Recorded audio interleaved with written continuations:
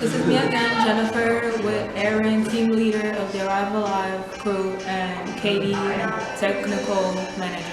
What we do in this program is we send people through a simulator of drinking and driving or texting and driving. We like to go over statistics. When we started this 10 years ago, we focused mainly on drinking and driving more than texting and driving, because back then there wasn't very many cell phones around.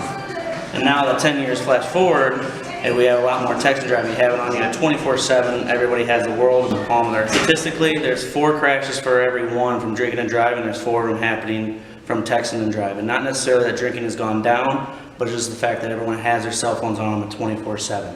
So what we do here is we're on the simulator. If we want to do the drinking and driving one, just like if your brain was intoxicated, you would have a delay.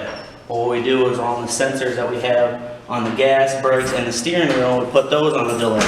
More drinks we add to the system, the more and more the delay becomes.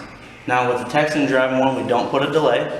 What we'll do is that we'll just put it through a 0, and they'll drive through, and then a little bit after they're driving, getting kind of comfortable with it, we'll end up asking them to text. And that's what we do with our technical manager. She's the one that runs the entire computer. She does all the systems, all the wiring.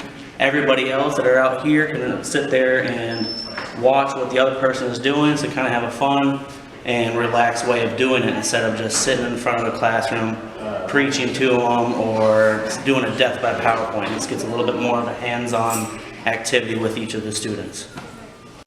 Alright, we're going to be using the gas, brakes, and the steering wheel just like a regular vehicle. You have glasses over in the passenger side seat. You can throw those on. What it is, that's going to be a virtual reality. Everyone's going to be able to see everything on the screen outside. What we're going to do is we're going to try to get you to get up to the speed of 45 and then have you take out your cell phone and text. You can send it to wherever you want. Okay, so what we're doing is we're sending it through now.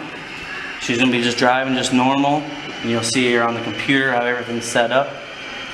Here in a little bit, my technical manager will ask her if she will take out her cell phone and text something or whatever she tells her to text, and then see how the distraction goes from when you'll see on the screen. Did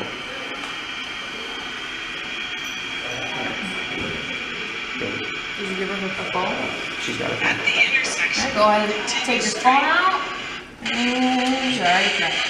See, distraction can happen just from fumbling with your phone and taking it out in the first place. It can also happen for fumbling with glasses, eating a cheeseburger, or having a child in the back seat. It's not always just texting and driving distraction.